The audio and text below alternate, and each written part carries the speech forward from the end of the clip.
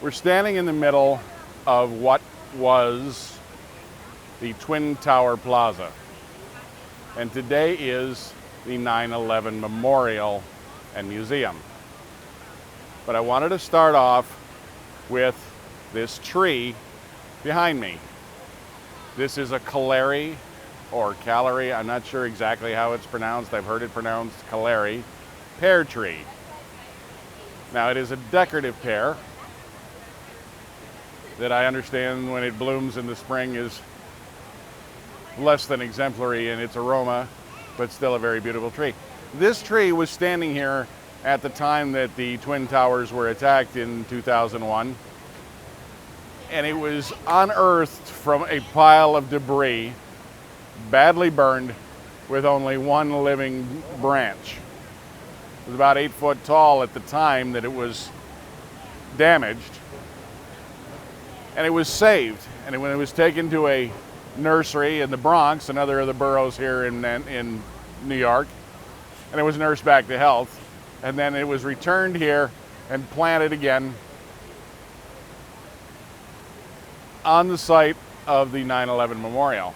And today it's about 30 foot high, and it's thriving, and it is a symbol of resilience and coming back from the ashes that I think appeals to everybody's sense of recovery after 9/11.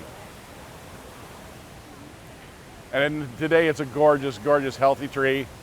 You can see that a lot of tours come through here to see it. It's fenced off, and yes, there are guards watching it. This is a very important symbol, certainly not only to the people of the United States, but to the citizens of New York City who endured this terrible tragedy.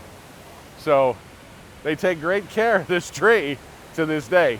And I think it's a beautiful thing that they have this symbol of resilience here at the 9/11 Memorial.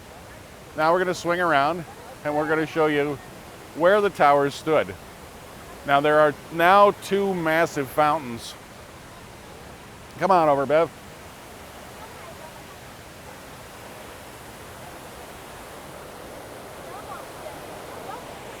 As we come up here, these were built on the footprint of the Twin Towers where they stood at the time from like 1961 or whenever they were built till the day they fell. These now are these huge fountains that go way down into the earth, and we'll pan up and show these to you. And these are collectively the two largest man-made waterfalls in North America. And this is an impressive sight, folks. You can see these reflecting ponds here. Now there's two of these, one for each of the towers. I have no idea how deep that goes. It just kind of disappears into the earth, down into the foundations, the footings, the basement, or whatever of what was the South Tower. And you can see that this is just surrounded by people visiting this, and I'm sure it's like that every day. On the wall around the outside of it are these huge bronze placards, and they're designated. They have designations.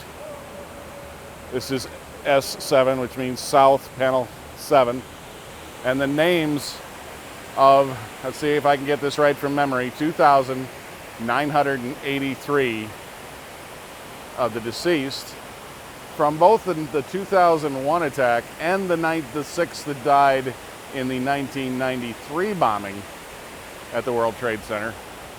And you can see people are still bringing flags and flowers along here to place in the names of loved ones that were lost.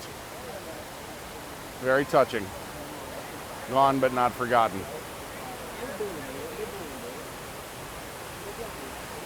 And you can see there's a huge plaza here. Very, very busy plaza. And nicely landscaped.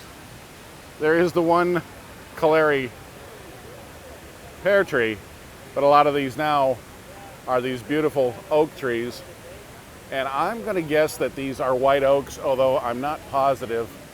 But judging by the leaf, If we have a botanist amongst us, maybe you can tell me if that is in fact a white oak, but that certainly looks like white oak to me. And they've got a lot of them in here, folks, all through the plaza that was the plaza between the Twin Towers where the Sphere stood, that you may have seen in our previous episode. Now the museum is over here, a big glassed-in structure that goes down into the earth. Now it's $24 US per person to go into the museum, I am told. So we ain't going to do that. And because we're on a busy schedule, we just don't have time to do all that. And they don't really like you filming in museums, but we're going to see if we can get some shots here around through the windows of, and I don't have a polarizer on, so I don't know how well that's going to work.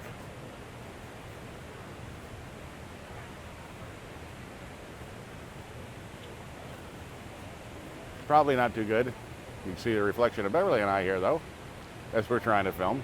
And I'll hand the camera back to her.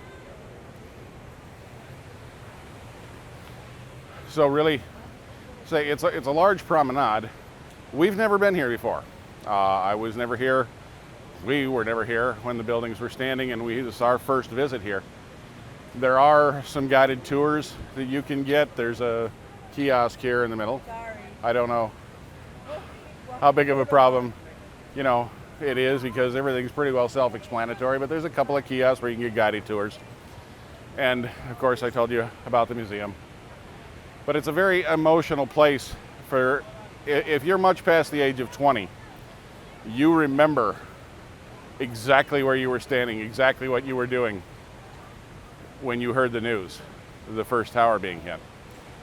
And certainly Beverly and I remember very vividly. She was actually out at the Kennedy Space Center at that time, and for days afterwards there was a lot of checking of IDs and everything before she could even get in there. And so it was pretty scary times. So that evokes the emotions for those of us that are old enough to remember the event. And like I said, if you're 20, 21 years old, you remember something that happened 15 years ago that was of this magnitude. It's something we'll never forget. But we've learned to heal and to bounce back.